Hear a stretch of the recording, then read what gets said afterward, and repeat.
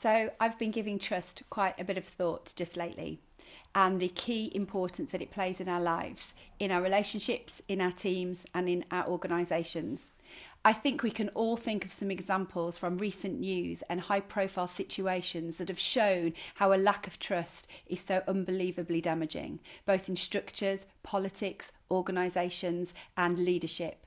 And when it is gone, it can be so hard to re-establish. And yet it can be the thing that we so often take for granted. It's the currency and commodity that is most needed in our relationships and our teams, but we don't often notice that it's not there until it has gone. I believe it is a foundation that makes all teams and relationships work well. It means that people feel accountable, they feel that they can challenge, it means that they can work collaboratively and they can share their ideas. But when it's gone, there is such a level of mistrust that actually people don't become accountable for what they do.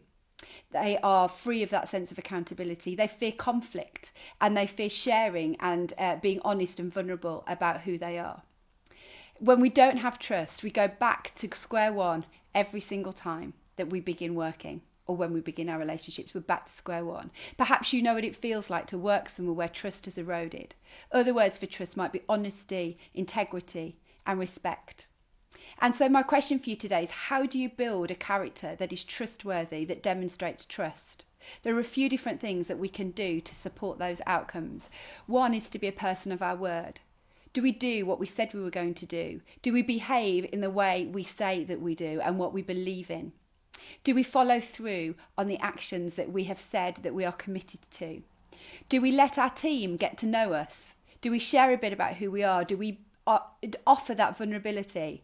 And do we, on the flip side, encourage our team to be honest with us? You have to develop relationship in order to have trust. And that involves a little bit of vulnerability and going beyond what feels safe to do. You see, if we stay where we are, trust can't be developed. You have to risk it a little bit to develop the trust that you need. But there is so much evidence that the best, most effective teams work in that more collaborative and pro one another way, that trust is that foundation underneath it.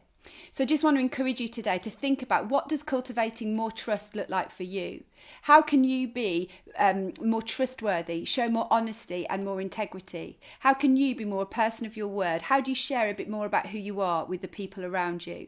And keep investing in that trustworthy foundation in your team and in your relationships so that it will pay dividends as time goes by. And don't take the shortcut, because the minute that trust is compromised, it takes so long to repair and so long to rebuild.